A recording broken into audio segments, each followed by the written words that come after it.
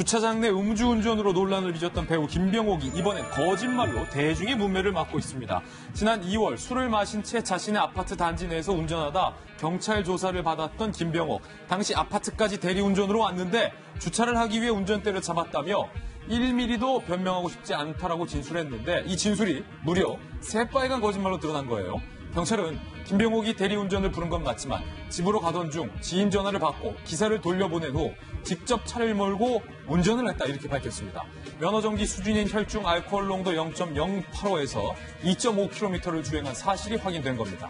김병옥의 음주운전 사실이 알려졌던 당시 주차장 내에서 주차를 해주지 않고 가는 대리기사들이 적지 않고 심지어 주차는 따로 돈을 요구하기도 한다며 김병옥을 옹호하는 여론도 적지 않았는데 결국 거짓말로 드러나자 그의 억울함을 항변했던 이들이 배신감이 더해지면서 거센 비난이 쏟아지고 있습니다. 김병옥에게는 결국 200만 원의 벌금형이 선고됐습니다.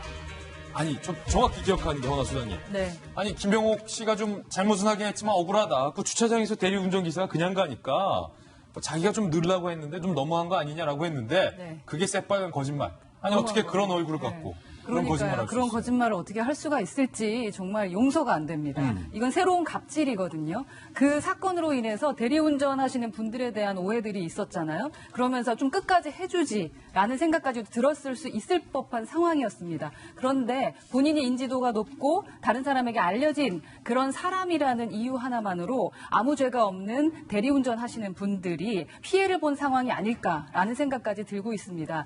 우리나라 문화상 가장 싫어하는 게 뭔지 아십니까? 기본적으로 거짓말입니다. 거짓말. 네, 거짓말을 하는 예. 공인들은 정말 오래 평판을 유지하기 힘들다는 부분들도 알아봐 주시고요. 특히 갑질하는 연예인들 더 이상은 없었으면 좋겠습니다. 네. 이 사건으로 당장 대리기사협회에서 성명서를 내고 굉장히 분노하고 나섰는데요. 그렇군요. 사실 일부 대리기사분들에 대한 문제가 있을 수 있는 거지만 김병옥 씨의 저 같은 발언을 보게 되면서 마음 한구석에 굉장히 대리기사분들이 좀 무겁게 느꼈을 수 있다라는 얘기들을 하게 되는 겁니다.